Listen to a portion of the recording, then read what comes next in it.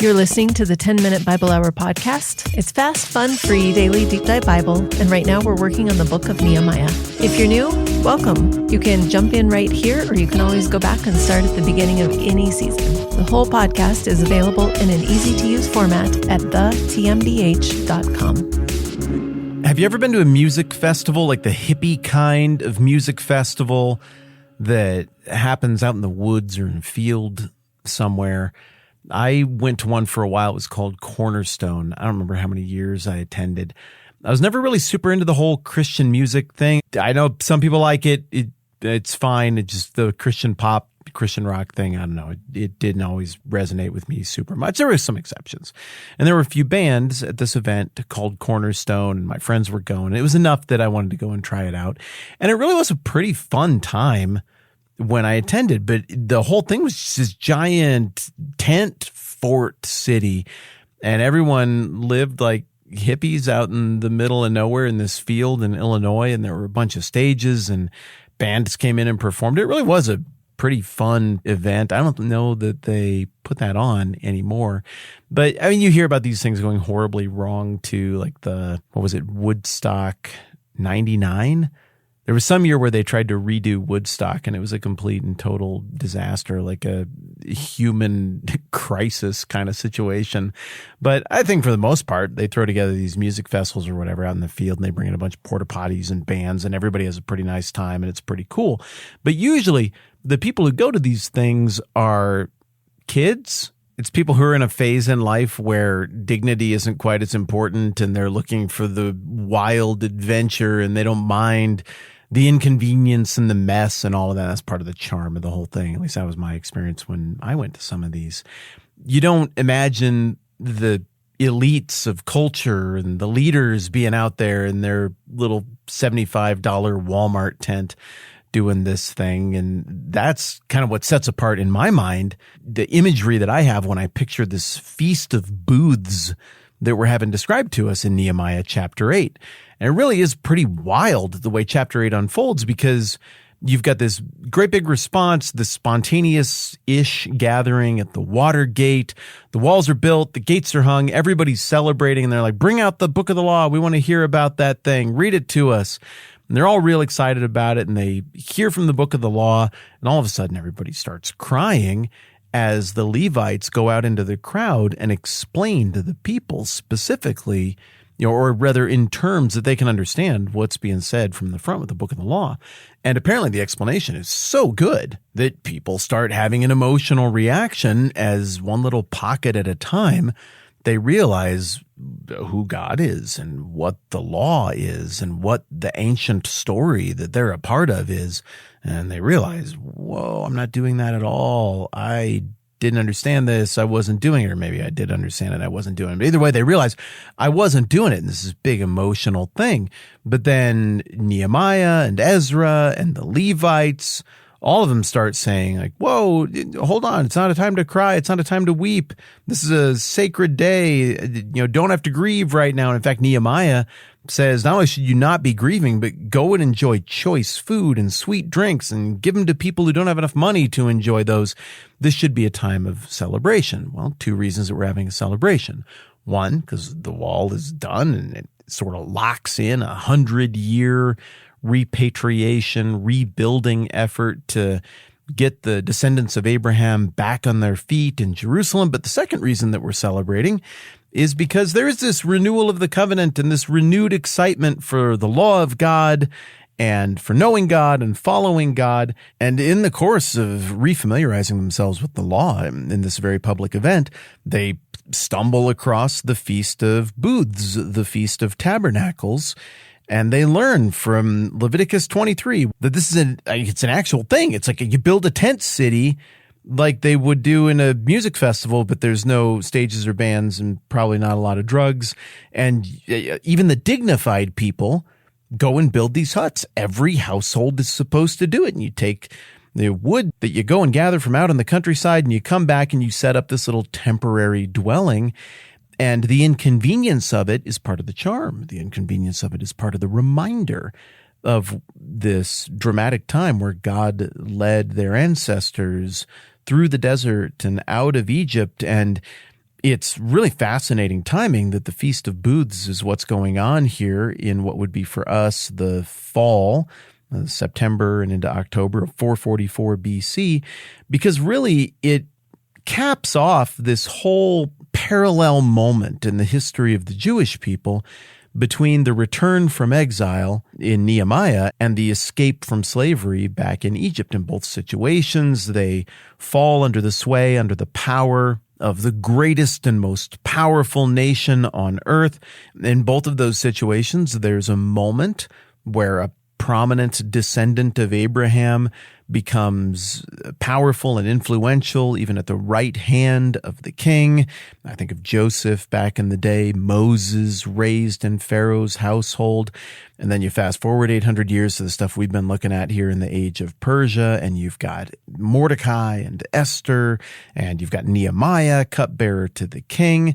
But also these two empires, Egypt way back in the day and Persia now, they're both kind of, they're bulls in a china shop. They're big and gigantic and clumsy, and if you accidentally get in the way, then that would do huge damage to you bureaucratically without even really noticing, because they're so big and they're so dangerous.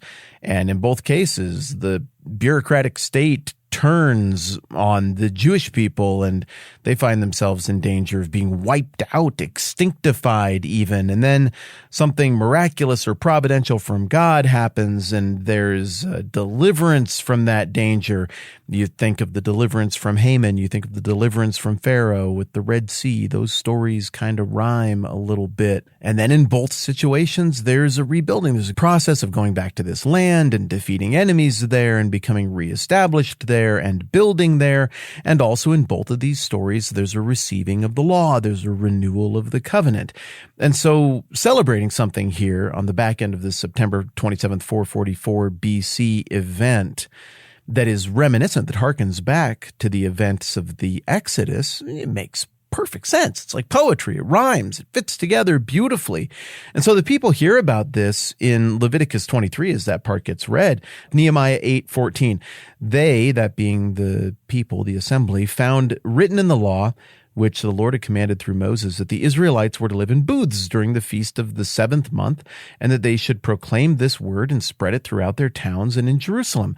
And it says, quote, "Go into the hill country and bring back branches from olive and wild olive trees and from myrtles and palms and shade trees to make booths, as it is written." So the whole thing is teed up beautifully for them to simply hear the thing, understand, much like Ezra and Nehemiah have done so well all along, where they fit into this great big grand story, and simply go do their part. Complete the rhyme, round it out, do the booth thing. Even if you don't totally get it, the payoff is going to be awesome. It's going to work. Verse 16. So they did. Okay, that was a paraphrase. I'll read what it actually says. So the people went out and brought back branches and built themselves booths on their own roofs in the courtyards and the courts of the house of God and in the square by the water gate and the one by the gate of Ephraim, and the whole company that had returned from exile built booths and lived in them. Remember at the beginning I was talking about that Cornerstone Festival, that kind of hippie music festival I went to back in the day, and how it was a whole bunch of kids and people who would kind of find that sort of inconvenient living stylish. We went and we made our own little mud-covered, disgusting, sweaty tent village out in a field in Illinois in the humidity in the summer. It's amazing. We listened to music. It was the most meaningful thing. But not a lot of cultural elites showed up. It was more of a, people like me kind of event, not fancy people kind of event. But here it says the whole company that had returned from exile built booths and lived in them. So presumably it says a whole company. This would include all of those fancy nobles who've been up and down and a little bit unpredictable. It would include the heads of households. It would include people who've got a few more years on them, a few more miles on the tires. Everybody, regardless of the supposed dignity of their social status among the returning exiles, everybody did it. They went out and they built the thing. This in and of itself is simultaneously fun. I mean, really, I think it's cool. It's fun and celebratory. We're camping. This is awesome. But it's also humbling. Some of these people had cool paneled houses in the style of the Persians. Some of these people remembered the wealth and the opulence of living in Susa or Persepolis or Babylon. And now they're out here making a tent fort in the square by the Watergate spontaneously. And not just setting it up and being like, oh, that's fun, we made a hut, but living in it for a week. I think it really would have been quite the cool effect and a very memorable way to resurrect this mostly forgotten festival, to very publicly proclaim, here we all are. Then we'd just be beggars in huts if it weren't for the way that God had provided for us. I mean, there's just so many cool layers of meaning to this. I loved the gesture. I love that everybody was involved. So the whole company that had returned from exile built the booths and lived in them from the days of Joshua, son of Nun, until that day. The Israelites had not celebrated it like this. So going all the way back to that stuff that we were looking at together in Joshua 24 and the conquest of the land, coming out of the desert wandering after the Exodus. I mean, it's been that long. What is that? Would we say 800-ish years since those events? It hadn't been celebrated like this. This was the bestest celebration. And no doubt everybody was absolutely miserable and angry and grumpy because they had to do it, but they just had to do it right, because that wouldn't be fun. I mean, we're camping, grumble, the ground is hard. Nope. It says, and their joy was very great. That's awesome. They delighted in it. The fancy people, the little kids, everybody. It was this humbling, unifying, clarifying, remembering, commemorating thing. And it hadn't been like that for the better part of 1,000 years. It's really cool. So the boring way to tell this story would be like, they got tents and they made the little huts and they were in them for a while. The cool way is to think about it like we're thinking about it right now. This matters. This means something. It keeps going here. Verse 18, day after day, from the first day to the last, Ezra read from the book of the law of God.